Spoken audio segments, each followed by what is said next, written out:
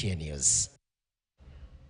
Moving on, President William Ruto and his allies have continued with their onslaught against the judiciary, telling off lawyers who on Friday protested attacks on the courts.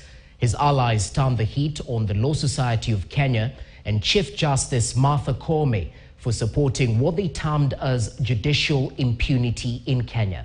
Elvis Koskei with that story.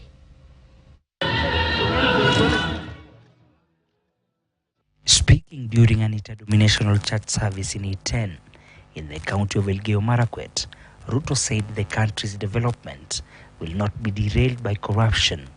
We are going to deal firmly with vested interests and impunity, and we are going to deal decisively with corruption in whatever shade, in whichever institution. So nobody should threaten us. Nobody should blackmail Kenya anymore.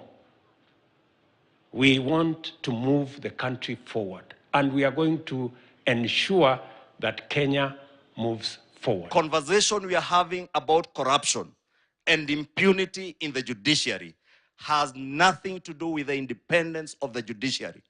In actual fact, Your Excellency, you have shown the world through your actions, not by word, but by action, that you stand for the independence of the judiciary. Yata judges pia hao, when you want to make a decision that will affect the lives of ordinary citizens, kuja baka hapa itenu ulize wananchi, wakuambie kama ni muhimu wakuwe na sheria hiyo, kama wanataka affordable housing vijana wapate kazi, ama wataki. Who have no shelter can have shelter. That is basically what the president is saying. So Your Excellency, don't run away. You're saying, let us root out the few who are corrupt in the judiciary. The head of state said the country's development has been delayed by vested interests, impunity and corruption. We are going to be clear, we are going to be decisive, because for far too long, Kenya has been held hostage by incompetence, vested interests, and corruption. And I want to be very clear that going forward, it doesn't matter. We cannot keep complaining about countries that were with us, but today they are way ahead of us. Kerio River. Kwa hivyo ukipeleka hiyo askari waende Kerio River, watu wangu wanasonga waende huko wakilima shamba. Your Excellency, ukisema neno moja tu ama signal leo, wakae kwa Kerio River. Sio katikati, wakae kwa maji yenyewe, Your Excellency, na wakupigie picha maji ya Kerio. Tutaishi huko tukiwa sawa. The judiciary has no monopoly to superimpose their independence on other arms of government.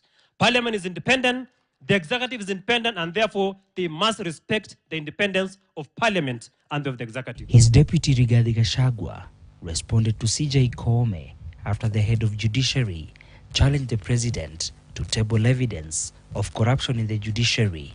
I'll personally present a petition before Lady Chief Justice Martha Koome against Justice Esther Maina for her removal from the judiciary for misconduct and corruption.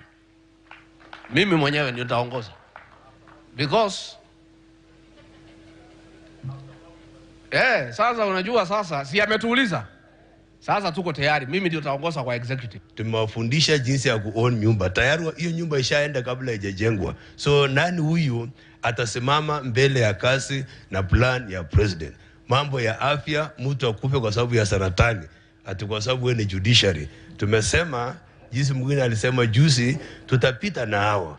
Wanataka kwenda kupinga kila kitu ili after 5 years waseme ulisema utafanya affordable housing.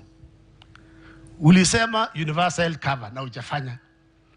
We are saying, as your foot soldiers, Your Excellency, we are behind you. We are going to deal with them from today going forward. Elvis Koskei, KTN News, Elgeyo Marakwet County.